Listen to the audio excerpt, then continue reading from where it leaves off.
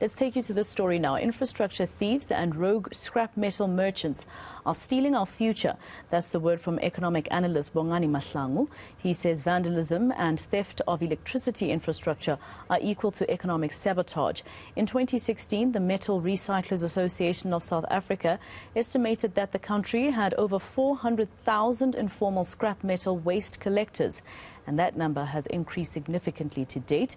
For more on this, we're joined by Bongani Mahlangu. He joins us now live to just tell us more about his opinion piece. Bongani, thank you very much for your time here on All Angles. I just want to start off with the introduction to your opinion piece about this. You said the vandalizing and theft of South Africa's infrastructure is tantamount to economic sabotage, is reversing historic gains and made the Republic and by the Republic and puts the lives of citizens at risk. This to me sounds like it's tantamount to terrorism. The only difference is that they're not doing it to gain political differences or for political differences. No, thanks, and thanks for the opportunity. Yes, you're quite correct. It is tantamount to that, and it also contributes towards South Africa being a weakening state, moving towards a failed state that can no longer deliver on the expected political goods from the citizens. So what this does at the macro level is that, as I said, it slows down economic activity, it affects government's ability to generate revenue, which then affects transfer payments. Transfer payments is what would contribute significantly towards the social safety net. It affects profits of private companies because it increases their operational costs. It causes them to also exercise your force majeure on the basis that they cannot deliver on whatever agreement, consignments that they would have agreed to with the people that they supply to on time, since or because of these interruptions. Also, we have seen as well that it also drives investments away. I mean, if you look from 2008, according to the World Bank, South Africa's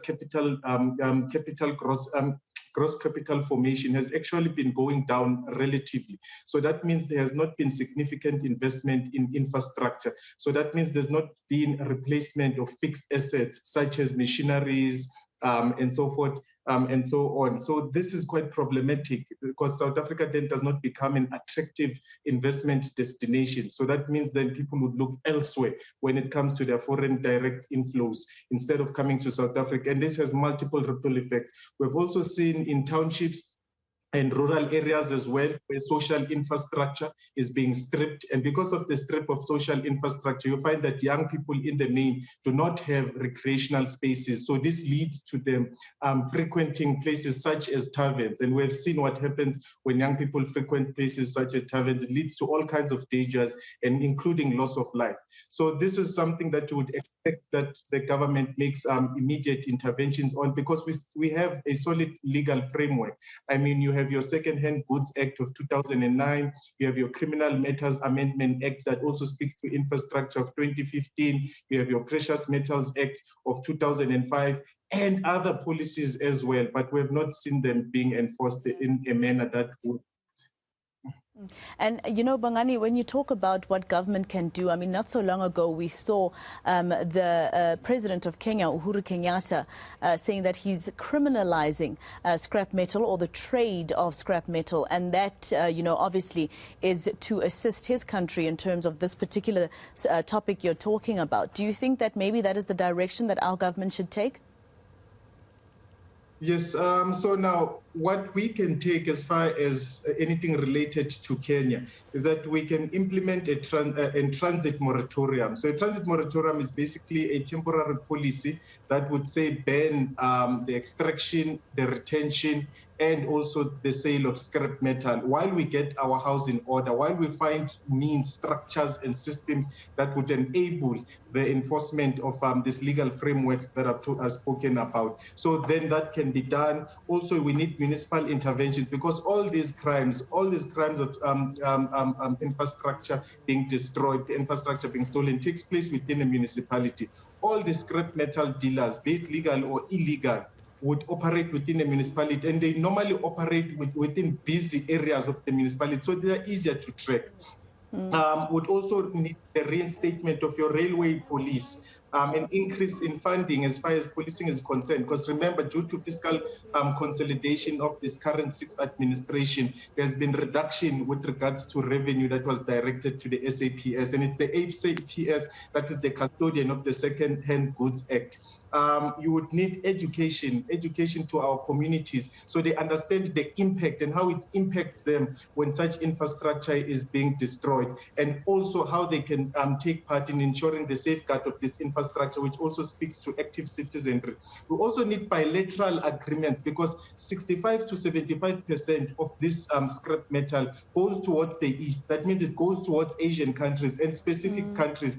And it's this material that fuels those countries' growth at the expense of our own growth. So we know where this metal actually goes, so where it's being supplied to. So our country, the dignitaries, the diplomats, the ambassadors and so forth can engage their counterparts in those countries so we can find bilateral means to ensure that we deal with this supply, because they demand it, we supply it. So we are on the supply side of the market. So we can then come up with supply manipulation policies through bilateral agreements with these countries.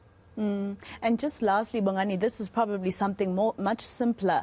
Don't you think, whenever police arrest somebody for stealing scrap metal or, stealing cables that belong to the state or to the people of South Africa, etc., that those crimes should also be considered as seriously as other crimes are considered because of the ramifications as to what happens to the country and the economy when these crimes actually occur? Exactly, I agree with you there. And that's why I'm saying there is also legislative empowerment. As I said, the Second-Hand Goods Act is quite clear on what needs to happen, including the Criminal Matters Amendment Act. We can make them more severe as a deterrent, because one thing you analyze in economics is ability and incentive. So if then there is stronger enforcement, so we are basically trying to de-incentivize people that have the ability to do these things.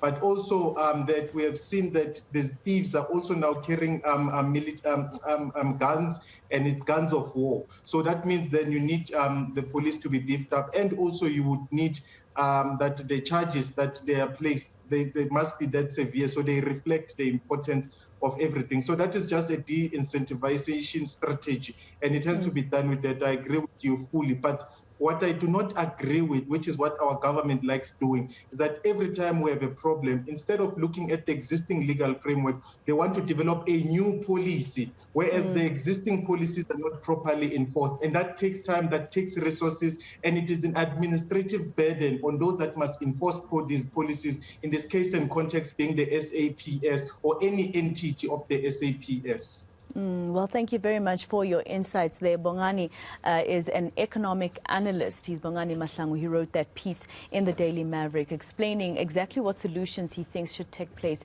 in terms of the issue of cable theft and other scrap metal theft in our country.